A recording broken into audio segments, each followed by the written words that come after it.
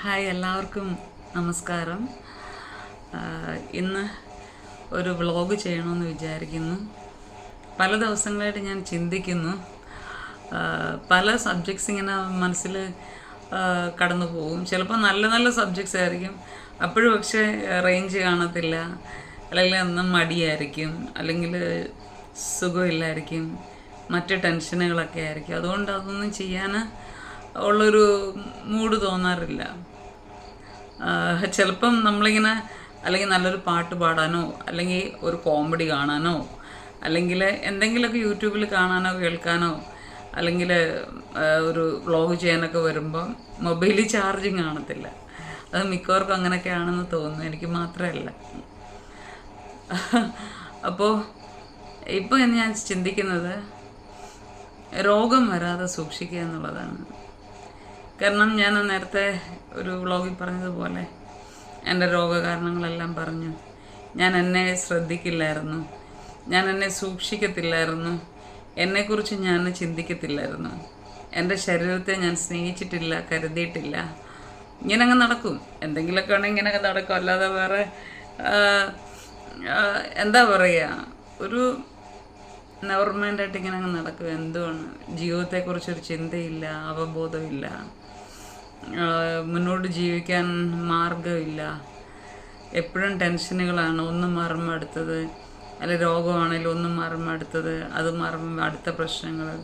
ഇങ്ങനെ നമ്മുടെ എല്ലാ മനുഷ്യരുടെയും ജീവിതത്തിൽ, പലരുടെയും ജീവിതത്തിൽ കാണുന്ന പോലെ തന്നെ ഇങ്ങനെ കണ്ടിന്യൂസ് ആയിട്ട് ഇങ്ങനെ ഒരു ചെയിൻ പോലെ, വലിയൊരു ചെയിൻ പോലെ ഇങ്ങനെ പ്രശ്നങ്ങൾ ഇങ്ങനെ കോർത്ത് കോർത്ത് മാലപ്പടക്കം പോലെ. ചിലത് ചീറ്റിപ്പോവും, ചിലത് ഭയങ്കര ശബ്ദത്തിൽ പൊട്ടും. ഇങ്ങനെയൊക്കെയുള്ളൊരു ലൈഫായിരുന്നു എൻ്റെതും. പക്ഷെ എനിക്ക് രോഗം വന്നതിന് ശേഷമാണ് എനിക്ക് എന്നെക്കുറിച്ച് ഞാൻ ചിന്തിക്കാൻ തുടങ്ങിയത്. ഇത്രയും പ്രായത്തിൽ ഞാൻ അങ്ങ് മേലോട്ട് പോകണോ, അതോ കുറച്ച് നാളും കൂടെ എന്നെ തന്നെ ഒന്ന് സംരക്ഷിക്കാനും സ്നേഹിക്കാനും ഒരു സെൽഫ് ലവ്, ഒരു സെൽഫ് കൺസിഡറേഷനൊക്കെ നൽകണമെന്നൊക്കെ ഉള്ളൊരു ചിന്ത വന്നത്. കാരണം നമ്മൾ എത്ര ആഗ്രഹിച്ചാലും എന്തെല്ലാം പ്രശ്നം ഉണ്ടായാലും ദൈവം വിളിക്കുമ്പോൾ നമ്മൾ പോയേ പറ്റൂ. നമുക്കൊരു എക്സ്പയറി ഡേറ്റ് ഉണ്ട്. എല്ലാ ലിവിങ് തിങ്സിനും ഒരു എക്സ്പയറി ഡേറ്റ് ഉണ്ട്. നോൺ ലിവിങ് തിങ്സ് നമ്മളായിട്ട് ഉണ്ടാക്കുന്ന സാധനങ്ങൾക്കൊരു എക്സ്പയറി ഡേറ്റ് ഉണ്ട്. അപ്പം നമ്മുടെ ഡേറ്റിൽ പോയില്ല, ഞാൻ വരില്ല ദൈവമെന്നും പറയാനൊന്നും പറ്റില്ല, പോയേ പറ്റൂ. പക്ഷെ അതുവരെ, നമ്മൾ പോകുന്നവരെ, ഇപ്പം എത്രയോ പേരാണ് പെട്ടെന്നുണ്ടാകുന്ന ആക്സിഡൻസിൽ ഈ കൊച്ചു പിള്ളേർ ഈ ലോകത്തുനിന്ന് മൺമറഞ്ഞു പോകുന്നത്. ഒരു ഭയങ്കര സങ്കടകരമായ കാര്യം. ഇപ്പം ഞാൻ അങ്ങനെ ആർക്കും ആദരാഞ്ജലികൾ ഇടുകയോ കൂടുതലും അല്ലെങ്കിൽ സാഡിൻ്റെ സ്മൈൽ ഇടുകയോ ഒന്നും ഇങ്ങനെ അധികം ഞാൻ ചെയ്യാറില്ല. കാരണം ചെയ്തും മടുത്തു. ഇപ്പോൾ ഒരു മനസ്സൊരു നിർവികാരത പോലെ, എന്താ വാക്ക് തെറ്റാണെങ്കിൽ ക്ഷമിക്കണം, ഒരു ഒരു ഒരു വികാരം ഇല്ലാത്ത ഒരവസ്ഥ, ഒരു ഫീലിംഗ് ഇല്ല. അതാണ് എൻ്റെ കറക്റ്റ്. ഇതിങ്ങനെ ജസ്റ്റ് കാണുക, നമ്മൾ സാധാരണ ഒരു പോസ്റ്റ് കാണുന്നതിൻ്റെ തൊട്ട് നമ്മൾ കാണുക, പോവുക, എടുക്കുക, ഇതൊക്കെയാണ് ഇപ്പോഴത്തെ മെയിൻ പണി. എന്നും ഇതേ ഉള്ളൂ കാണാൻ. യൂട്യൂബ് തുറന്നാൽ, ഫേസ്ബുക്ക് തുറന്നാൽ. ഓക്കെ, നമ്മുടെ ഭാവി എന്താണെന്നോ തലവര എന്താണെന്നോ നമുക്ക് ആർക്കും അറിയില്ലെങ്കിൽ പോലും നമ്മൾ സൂക്ഷിക്കുക. പ്രത്യേകിച്ച് ഇപ്പോഴത്തെ പനി ഭയങ്കര ഒരു പനിയാണ്. എനിക്ക് അറ്റാക്ക് വന്നതിന് ശേഷം എനിക്ക് ESR കൂടി 81 ഉണ്ടായിരുന്നു, 81. അതുകൂടി എനിക്ക് ഭയങ്കരമായിട്ട് ഇൻഫെക്ഷന്, പനിന്ന് കഫക്കെട്ട്, ഛർദിൽ, എനിക്കറിയത്തില്ല. അന്ന് മുതൽ ഇങ്ങനെ സ്ഥിരമായിട്ട് പനി തീരും, പിന്നെയും തുടങ്ങും. അത് ഇപ്പം എൻ്റെ അഹങ്കാരം കൊണ്ടാണ് എനിക്കിപ്പം പനി വരുന്നത്. കാരണം മാസ്ക് ഒന്നും വെക്കാതെ ചില സമയത്ത് വീടൊക്കെ തൂക്കും, ഡസ്റ്റ് അടിക്കുകയൊക്കെ ചെയ്യും. അപ്പോൾ അങ്ങനെയൊക്കെ ഉള്ളൊരു പരിപാടിയുണ്ട്. അത് തന്നെയല്ല, എനിക്ക് ഈ ഒരു ഭയങ്കര വീക്ക്നെസ്സാണ് ഞാൻ കാണിക്കുക. 2 സാധനം, അതെനിക്ക് തല്ല് കൊള്ളാത്തതിൻ്റെ അസുഖമാണെന്നാണ് തോന്നുന്നു. ഈ 2 സാധനം, ആക്സ് ഓയിലും വിക്സും. ഇത് കണ്ട കുറച്ചെങ്കിലും മൂക്കയിൽ തിരികെ കയറ്റിയില്ലെങ്കിൽ ഭയങ്കര അസ്വസ്ഥതയാണ്. അങ്ങ് എന്തൊക്കെയാണ് നഷ്ടപ്പെട്ടതുപോലെ. അത് കണ്ട ഉടനെ എടുക്കുക, കെട്ടുക. അത് വെച്ച ഉടനെ പനി എനിക്ക് ഉറപ്പാണ്. അതെന്താ മാജിക് എന്ന് എനിക്ക് അറിഞ്ഞുകൂടാ. ഈ പനി ഉറപ്പാണ്. എനിക്ക് ചില സമയത്ത് ഒരു വിമിഷ്ടം വന്നു, അല്ലെങ്കിൽ ഒരു മനസ്സിനൊരു സുഖമില്ലേ പോലും ഞാനതെടുത്ത് മണപ്പിക്കും, പനിയും മേടിക്കും. ഇതാണ് എൻ്റെ സ്ഥിരം പണി. അപ്പോൾ നമ്മളിപ്പോഴത്തെ പനി, അപ്പോൾ ഡോക്ടേഴ്സ് പറഞ്ഞത്, എൻ്റെ ഡോക്ടർ പറഞ്ഞത്, ഇപ്പോൾ ചുമ വന്നു കഴിഞ്ഞ് ഇപ്പോഴൊന്നും പോവില്ല, ഒരുപാട് നാളെടുക്കും ചുമയൊക്കെ മാറാൻ. അല്ല, പനിയായാലും ഒരു എന്താ പറയുക, ഒരു വൃത്തികെട്ട പനിയാണ്, പെട്ടെന്നൊന്നും മാറത്തില്ല. അപ്പോൾ അതുകൊണ്ട് നമ്മൾ പനി വരാതൊക്കെ സൂക്ഷിക്കണം. പ്രത്യേകിച്ച് കൊച്ചു കുഞ്ഞുങ്ങളെ കറക്റ്റായിട്ട് സൂക്ഷിക്കണം. എല്ലാവരെയും, നമ്മുടെ പാരൻസിനെ, ഓൾഡ് മെമ്പേഴ്സിനെ, എല്ലാവരെയും, നമ്മുടെ പാർട്ട്നേഴ്സിനെ എല്ലാം നമ്മളെ തന്നെ നമ്മൾ സൂക്ഷിക്കണം. നമ്മുടെ ഫുഡ് കാര്യങ്ങൾ, ഞാനിപ്പോൾ അധികം ഓയിലി ആയിട്ടുള്ള കാര്യങ്ങളൊന്നും അധികം കഴിക്കില്ല. എനിക്കിപ്പം പിന്നെ ഷുഗറൊക്കെ കുറഞ്ഞു, ഷുഗറൊക്കെ നോർമലാണ്. എനിക്ക് വല്ലപ്പോഴൊക്കെ ഇച്ചിരി മധുരം കഴിക്കും. ഷുഗർ ഉള്ളപ്പോഴും ഞാൻ കഴിക്കുമായിരുന്നു. കാരണം നമ്മുടെ ശരീരത്തിന് മരുന്ന് മാത്രം കഴിച്ചിട്ട് പിന്നെ ഒരിക്കലും ഷുഗർ കഴിക്കാതിരുന്നു കഴിഞ്ഞാൽ നമുക്ക് ജീവിതത്തിൽ മരണം വരെ മധുരമുള്ള ഒരു സാധനം ഒരിക്കലും കഴിക്കാൻ പറ്റാതെ വരും. അപ്പം വല്ലപ്പോഴൊക്കെ ഒരു ചെറിയ മധുരമൊക്കെ ഞാൻ ഇടയ്ക്ക് കഴിക്കുമായിരുന്നു. ഗുളിക കഴിക്കുന്നുണ്ടല്ലോ, ഇപ്പോഴും അതൊക്കെ തന്നെ എൻ്റെ ജോലി. കാരണം ഞാൻ മുട്ടായി കഴിക്കും, ഐസ്ക്രീം കിട്ടിയാൽ കഴിക്കും, ഷാർജ കഴിക്കും. എപ്പോഴൊന്നുമല്ല, ആണ്ടിലും സംക്രാന്തിക്കും വല്ലപ്പോഴും. ഇപ്പം എനിക്ക് ഷുഗർ നോർമലായിട്ട് പോലും ഞാൻ അങ്ങനെയൊക്കെ അധികം പിന്നെ ഈ വിത്തൗട്ട് ചായയൊക്കെ കുടിക്കത്തുള്ളൂ. ചില സമയത്ത് ഇപ്പോൾ 2 ദിവസം കൊണ്ട് എനിക്കൊരു പിന്നെ വായിക്കൊരു ടേസ്റ്റ് ഇല്ലാത്തതുകൊണ്ട് ഞാൻ അല്പം കോഫി ഇട്ട് കുടിച്ചു, ഇച്ചിരി മധുരമൊക്കെ ഇട്ട്, ഇന്നലെ ഇച്ചിരി ചായ ഇച്ചിരി മധുരം ഇട്ട് കുടിച്ചു. പിന്നെ ഞാൻ വെളിയിൽ പോയി കഴിഞ്ഞാൽ കൂടുതലും മധുരം ഇട്ട ചായ കുടിക്കുകയുള്ളൂ. കാരണം എനിക്ക് വെളിയിലുള്ള വിത്തൗട്ട് ചായ അത്ര ടേസ്റ്റി അല്ല, എനിക്ക് ഇഷ്ടമല്ല. അതുകൊണ്ട് ബാക്കി നമ്മൾ ഫുഡിലും കാര്യങ്ങളിലും ഒക്കെ മെഡിസിനിലൊക്കെ നമ്മളങ്ങ് അഡ്ജസ്റ്റ് ചെയ്തങ്ങ് പോകും. അതാണ്. ഇപ്പം എനിക്ക് ആദ്യം 84 kg ഉണ്ടായിരുന്നു. അത് കഴിഞ്ഞ് ഹെർബൽ ലൈഫ് എന്ന് പറഞ്ഞൊരു ഫുഡ് ഞാൻ കഴിച്ചായിരുന്നു. അങ്ങനെ 53 kg ആക്കി. അത് കഴിഞ്ഞ് ഞാൻ അതങ്ങ് നിർത്തി. കാരണം അത് ഭയങ്കര കോസ്റ്റ്ലിയാണ്, നമുക്ക് മേടിക്കാൻ പറ്റത്തില്ല. മാസം 10 രൂപ 8 രൂപ ഒക്കെ നമുക്ക് വേണം. എന്നെ കൊണ്ട് നടക്കുന്ന കാര്യമെല്ലാം നിർത്തി. അത് കഴിഞ്ഞ് വീണ്ടും വെയിറ്റ് കൂടി. കണ്ടതും കുറച്ച് എല്ലാം തിന്ന്, വെളിയിലത്തെ ഇൻസ്റ്റൻറ്റ് ഫുഡ് എല്ലാം വാങ്ങിച്ച് തിന്നും. നൂഡിൽസും കുന്തും കുടച്ചക്കറും എല്ലാം എനിക്ക് ഭയങ്കര ഇഷ്ടമാണ്. ബർഗർ അങ്ങനെയൊക്കെയുള്ള കാര്യങ്ങളൊക്കെ വാങ്ങിച്ചങ്ങ് കഴിക്കും. കഴിച്ച് വീണ്ടും ഇങ്ങനെ വീപ്പക്കുറ്റി പോലായി. പിന്നെ 72 കിലോയായി. ഇപ്പം എനിക്ക് അസുഖം വന്നപ്പോൾ ടിമ്പാന്നും പറഞ്ഞ് കുറഞ്ഞതാണ്. ദൈവമായിട്ട് കുറച്ച് തന്ന് 55 കിലോയിൽ ഇപ്പം ഞാൻ നിൽക്കുക. അത് തന്നെ എനിക്ക് ഇംബാലൻസാണ്, ബാലൻസ് കിട്ടുന്നില്ല നടക്കുമ്പോൾ. ഒരു കാറ്റൊക്കെ അടിച്ചു കഴിഞ്ഞാൽ ഞാൻ പറന്നങ്ങ് പോകത്തേ ഉള്ളൂ. അങ്ങനെ എനിക്ക് വെയ്റ്റ്ലെസ് ആയിപ്പോയി. പിന്നെ ക്ഷീണമുണ്ട്. ഇന്ന് ഞാനിപ്പോൾ കുറേ നാളിന് ശേഷം ആദ്യമായിട്ടാണ് ഞാൻ ഓഫീസിൽ പോയത്. പക്ഷെ ഭയങ്കര ക്ഷീണമായിരുന്നു. ഇവിടെ വന്ന് വ്ളോഗ് ചെയ്യാൻ വേണ്ടി മാത്രമാണ് ഞാൻ ഡ്രസ്സ് മാറാതിരുന്നത്. അപ്പന് ഔട്ടിങ്ങിനൊക്കെ പോയിട്ട് ഇപ്പോൾ വന്നിട്ട് ചോദിച്ചു, നീ ഇതുവരെ ഡ്രസ്സ് ചേഞ്ച് ചെയ്തില്ലേ? അപ്പനോട് പറയാൻ പറ്റും ഞാൻ വ്ളോഗ് ചെയ്യാം. അപ്പനറിയാം ഞാൻ 24 മണിക്കൂർ മൊബൈലിനകത്താണ്, അറിയാം. ഈ നാട്ടുകാർ മൊത്തം അപ്പനോട് പറയുന്നുണ്ട്. ഓക്കെ, അപ്പം ഞാൻ പറയുന്നത് നമ്മളെ തന്നെ ശ്രദ്ധിക്കുക, സൂക്ഷിക്കുക.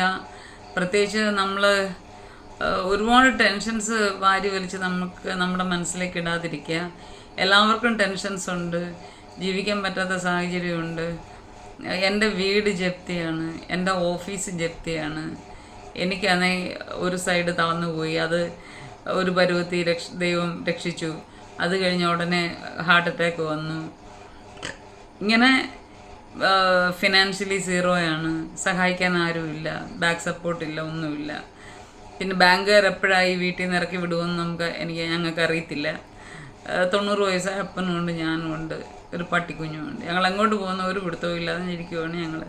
അപ്പോൾ ഈ ടെൻഷനെല്ലാം കൂടെ നമ്മൾ വാരി വലിച്ചു വെച്ച് കഴിഞ്ഞാൽ നമ്മൾ എത്രയും വേഗം നമ്മൾ ഈ അടൂരിനടുത്തൊരു സ്ഥലമുണ്ട്, മണ്ണടി എന്ന് പറയുന്നത്, അങ്ങോട്ടങ്ങ് നമ്മളങ്ങ് പോകും. എളുപ്പത്തിന് പലരും പറയും മൈഡി എന്ന് പറയും, മണ്ണടിക്കുള്ള മൈഡി. അപ്പോൾ നമ്മൾ മൈഡിയിലോട്ടങ്ങ് പോകും. അതുകൊണ്ട് എന്തിനാ വെറുതെ ഈ ലോകത്തിലെ നല്ല ജീവിതം പെട്ടെന്ന് കളഞ്ഞുകൊണ്ട് ഈ ടെൻഷനെല്ലാം കൂടെ വാരി വെച്ചിട്ട് നമുക്ക് മൈഡി പോകേണ്ട ആവശ്യമുണ്ടോ? ഇല്ല. അപ്പോൾ അതുകൊണ്ട് നമ്മളെ തന്നെ കെയർ ചെയ്യുക, ശ്രദ്ധിക്കുക. എപ്പോഴും സന്തോഷമായിട്ട് എത്ര ടെൻഷൻ ഉണ്ടായാലും നമ്മുടെ ഒരു ടെൻഷൻ വരുമ്പോൾ നമ്മൾ ഇഷ്ടമുള്ള പാട്ടുകൾ കേൾക്കുക, അല്ലെങ്കിൽ വെളിയിലോട്ട് ഇറങ്ങി പോവുക, അല്ലെങ്കിൽ വേറെ എന്തെങ്കിലും ചിന്തിക്കുക. ഇപ്പം നമുക്ക് 10 ലക്ഷം രൂപ കടമുണ്ട്, നമ്മൾ കരഞ്ഞും വിളിച്ചും ആദ്യം കയറിയാൽ ആ 10 ലക്ഷം രൂപ ഒരിക്കലും ഉണ്ടാകത്തില്ല. നമ്മൾ സമാധാനത്തോടെ ആയിരിക്കുക. നമ്മൾ ആദ്യം പഠിക്കേണ്ടതാണ് നമ്മുടെ മനസ്സിനെ കൺവേർട്ട് ചെയ്യാൻ പഠിക്കണം പെട്ടെന്ന് തന്നെ. കാരണം സങ്കടങ്ങളിൽ നിന്ന് സന്തോഷങ്ങളിലേക്ക് കൺവേർട്ട് ചെയ്യാൻ നമ്മൾ, അല്ലെങ്കിൽ ടേൺ ഓൺ ചെയ്യാൻ പഠിക്കണം നമ്മൾ പെട്ടെന്ന്. അതാണ് എൻ്റെ അനുഭവം. എൻ്റെ തന്നെയല്ല, പലരുടെയും അനുഭവം അത് തന്നെയാണ്. അപ്പം അങ്ങനെ വരുമ്പോൾ നമുക്ക് നമ്മുടെ മനസ്സിനും ശരീരത്തിനും ഒരു ആശ്വാസം കിട്ടും. നമ്മുടെ ശരീരം എപ്പോഴും കൂളായിട്ട് വെക്കണം. അതാണ് നമ്മുടെ ആയുസിൻ്റെ, നമുക്കൊരു ആയുസ് നിശ്ചയിച്ചിട്ടുണ്ടെന്ന് പറഞ്ഞിട്ടുണ്ട് ദൈവം.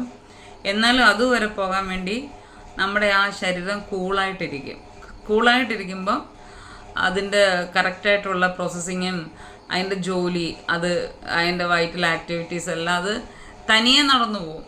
തനിയെ കൂളായിട്ട് അത് നടക്കും. അതിനൊരു ടെൻഷൻ കാണത്തില്ല. കറക്റ്റായിട്ടുള്ള ഉറക്കം കിട്ടണം. എനിക്ക് ഇല്ലാത്തൊരു സാധനമാണ് ഉറക്കം. എൻ്റെ മെയിൻ പ്രശ്നം ഈ ക്ഷീണം അനുഭവിക്കുന്നത് മെയിൻ ഉറക്കമില്ലാഞ്ഞിട്ടാണ്. ഉറങ്ങാൻ പറ്റാറില്ല എനിക്കങ്ങനെ. ഇപ്പം കുറച്ച് ദിവസം ഡോക്ടർ ഒരു ഗുളിക തന്നു, അത് കഴിച്ചുകൊണ്ട് കിടന്നാലും ഇടയ്ക്ക് കുറച്ച് ഉറങ്ങുമെന്ന് തോന്നുന്നു ഇപ്പം. കാരണം ആ സമയത്തുള്ള ബോധവും ചിന്തയൊന്നും ഇപ്പം എനിക്ക് അറിയത്തില്ല. മറ്റേത് അങ്ങനെയല്ല, ഓൾ നൈറ്റ് നമ്മളിങ്ങനെ എന്തെങ്കിലുമൊക്കെ ചിന്തിച്ചുകൊണ്ടിരിക്കും. കണ്ണടച്ചായിട്ട് ഇരിക്കുന്നത് തിരിഞ്ഞും മറിഞ്ഞും കിടന്ന് ചിലപ്പോൾ എണീറ്റിരിക്കും. അങ്ങനെ ചിലപ്പോൾ ഇരുന്ന് പ്രാർത്ഥിക്കും, ചിലപ്പം കിടക്കും, അല്ലെങ്കിൽ വെറുതെ കിടക്കും. ഇങ്ങനെയൊക്കെ ഉള്ള പരിപാടിയായിരുന്നു. അപ്പോൾ അത് നമ്മുടെ ശരീരത്തിനെ അങ്ങ് കൊല ചെയ്യും.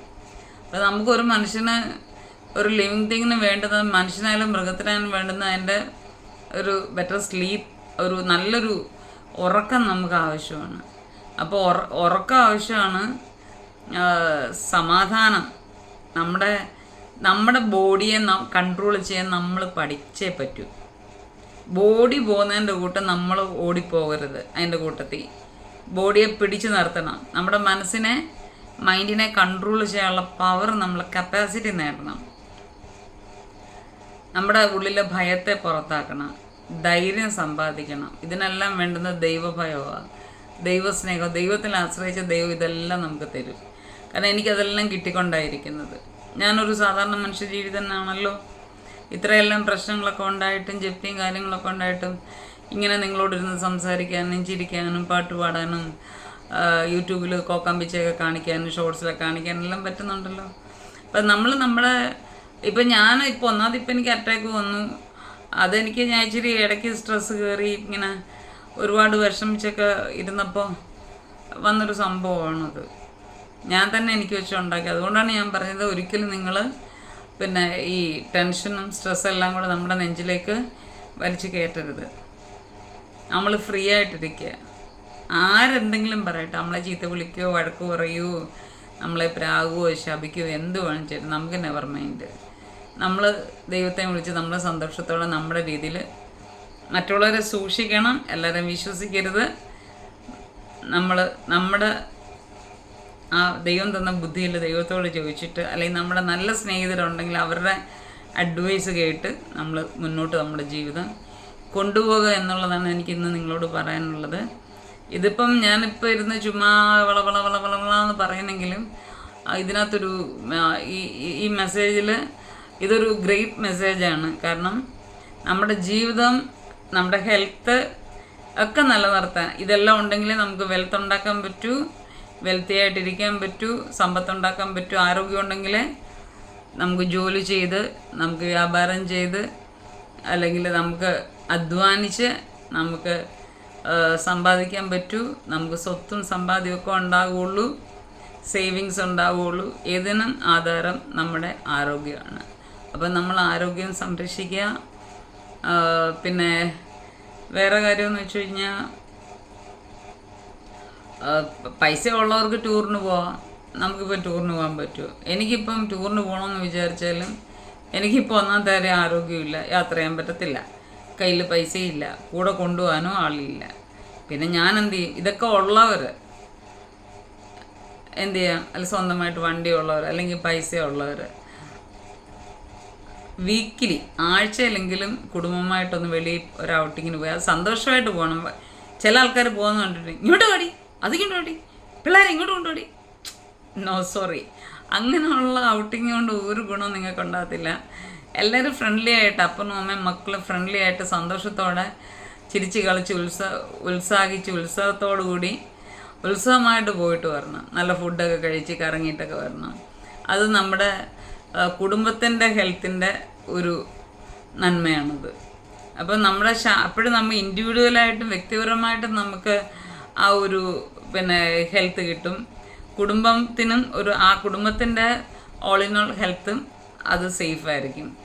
പിന്നെ അല്ലാത്തവർക്ക് റൈഡിന് പോവാം, ദൂരെ എവിടെയെങ്കിലും യാത്രയ്ക്ക് പോകാം ഇടയ്ക്ക് സമയം കിട്ടുമ്പോൾ. ഈ പൈസ എല്ലാം കൂടെ ഇങ്ങനെ ജമ ചെയ്ത് വെച്ചിട്ടൊന്നും കാര്യമൊന്നുമില്ല. ആവശ്യത്തിന് നമ്മൾ സംരക്ഷിച്ച് വെക്കണം, ചിലവാക്കേണ്ടത് ചിലവാക്കുകയും ചെയ്യണം. ഈ ലോകത്ത് ജീവിച്ചിരിക്കുമ്പം നമുക്ക് യൂസ് ചെയ്യാനും നമുക്ക് സന്തോഷിക്കാനുമാണ് ദൈവം നമുക്ക് പണം തരുന്നത്. നമുക്ക് നമ്മുടെ കുഞ്ഞുങ്ങൾക്ക് വേണ്ടി നമ്മൾ സേവ് ചെയ്യണം, നമുക്ക് വേണ്ടി സേവ് ചെയ്യണം. ബാക്കിയുള്ള പണം നമ്മൾ നമ്മുടെ നല്ല ഫുഡ് കഴിക്കണം, വീട് നല്ലപോലെ വൃത്തിയാക്കി ഇടണം, നല്ല നല്ല യാത്രകൾ ചെയ്യണം, നല്ല ഫുഡുകൾ, വെളിയിൽ ഔട്ടിങ്ങിന് പോകണം, സന്തോഷിക്കണം, ഒക്കെ ചെയ്യണം. അപ്പോൾ നല്ല ഫിലിംസൊക്കെ വരുമ്പോൾ, നല്ല കുടുംബചിത്രങ്ങളൊക്കെ വരുമ്പോൾ പോയി കാണണം. കാരണം ഇതിനകത്താണേലും നല്ല സീരിയൽസൊക്കെ ഉണ്ട്, കുടുംബ സീരിയൽസ്, അതൊക്കെ കാണണം. വൃത്തിയായിട്ടുള്ള കാര്യങ്ങൾ കാണാതെ കുട്ടികളെ അതൊക്കെ കാണാൻ പഠിപ്പിക്കണം. കാരണം പറഞ്ഞും കൊടുക്കണം. ചില കുടുംബ ബന്ധങ്ങളെക്കുറിച്ചുള്ള കാര്യങ്ങൾ നമ്മൾ പറഞ്ഞ് മനസ്സിലാക്കി കൊടുക്കണം. ഇപ്പോൾ ചിലർ വിചാരിക്കും ഭാഗ്യമായിട്ടെന്ന് പറയുന്ന പറച്ചിൽ കേട്ടോ സീരിയൽ കാണണമെന്ന്. എല്ലാവരും ഒക്കെ പറയുന്ന കേട്ടോ സീരിയൽ കാണുന്നത് അങ്ങ് തെറ്റാണെന്ന്. പക്ഷെ അവർ കാണിക്കുന്ന പ്രവൃത്തികൾ എന്ന് വെച്ച് കഴിഞ്ഞാൽ ഏപ്പെടുത്തി പോലും കാണാത്ത കാര്യങ്ങളാണ് അവർ ചെയ്യുന്നത് മൊത്തം. പറയുന്നൊക്കെ സീരിയൽ കാണുന്നു, അയ്യോ നാണക്കേട്. നല്ല ഉഗ്രൻ സീരിയലുണ്ട്, നല്ല ഉഗ്രൻ സിനിമകളുണ്ട്, നല്ല ഉഗ്രൻ കഥകളുണ്ട് വായിക്കാൻ, നല്ല ഉഗ്രൻ ടെലിഫിലിംസ് ഉണ്ട്, നല്ല ഉഗ്രൻ ഷോർട്ട് ഫിലിംസ് ഉണ്ട്. അങ്ങനെ എന്തെല്ലാം നല്ല നല്ല കാര്യങ്ങളുണ്ട്. നല്ല നല്ല കാര്യങ്ങൾ കാണാൻ കുഞ്ഞുങ്ങളെ പഠിപ്പിക്കുക, ചീത്ത കാര്യങ്ങളിൽ നിന്ന് അവരെ മാറ്റി നിർത്തുക. അപ്പോൾ നമ്മുടെ ആരോഗ്യം, നമ്മുടെ ഹെൽത്ത് അതെപ്പോഴും നമുക്ക് അത് നല്ലതായി തീരാൻ വേണ്ടി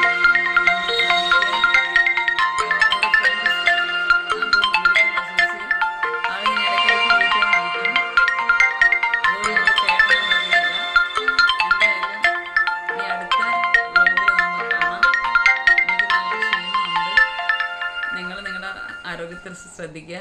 ഞാനും അങ്ങനെ ചെയ്യാൻ ശ്രമിക്കാം. Okay, thank you.